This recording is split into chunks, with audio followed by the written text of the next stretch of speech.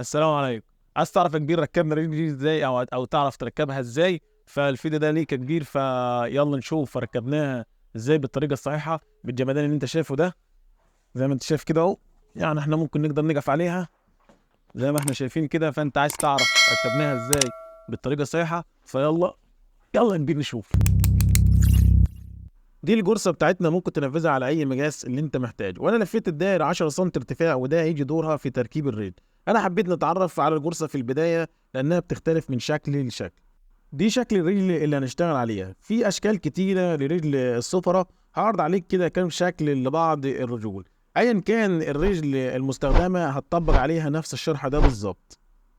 هتكون عدل الرجل كده للتوضيح. هبدا اقلب الجرصه بتاعتنا علشان انفذ عليها الطريقه اللي اتفقنا عليها.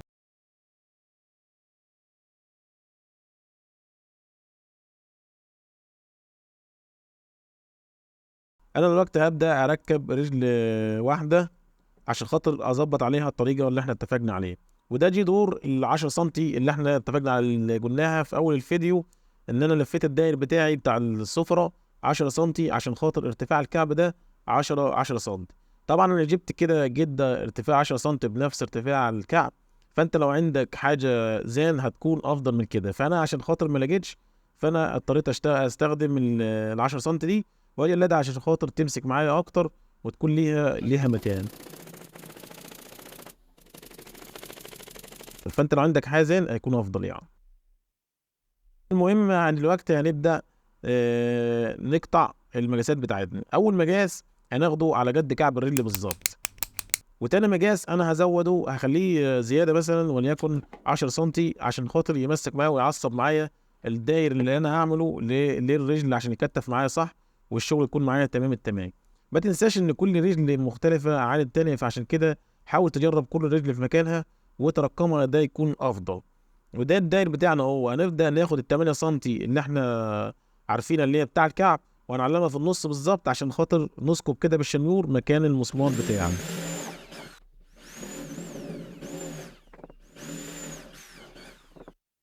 زي ما قلت لك كده، حاول كل مكان تعلمه زي ما انا علمت الرجل بتاعتي وبدات اشتغل. لو هو واضح قدامك كده، فهتبدا تشتغل معاك الامور تكون تمام التمام.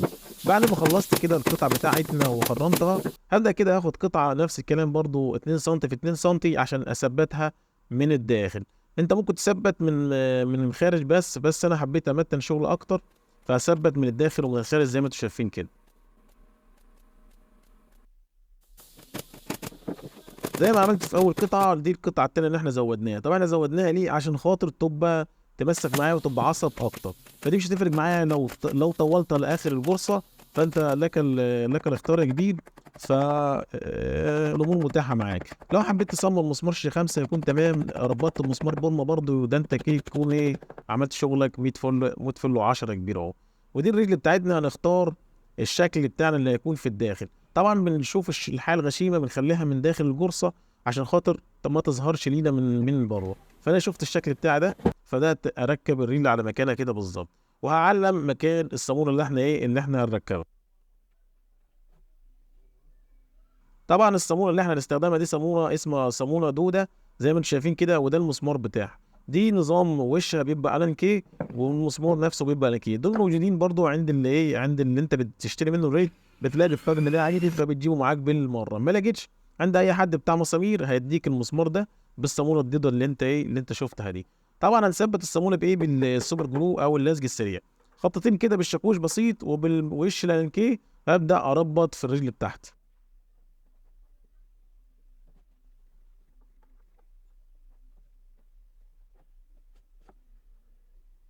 ورشه كده مصلب ويكون شغلك تمام التمام.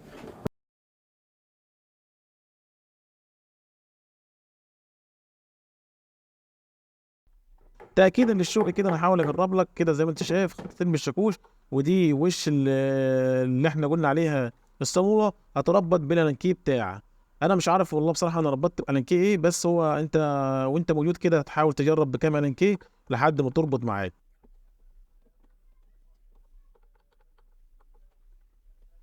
كده تمام التمام 100 فل 10.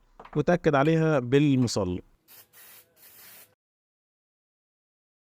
وكده احنا ركبنا المسمار او التكعيبه وركبنا الصاموله في الرجل. فانت ما تنساش تاكد على زي ما قلت لك ان انت تاخد بالك معايا ان انت تعلم الرجل دي على مكانها. يعني انت لو علمت رقم واحد يبقى في نفس البورصه نفس الرقم. انت كمان ما تضمنش التكعيبه بتاع الرجل تكون دي زي دي بالظبط.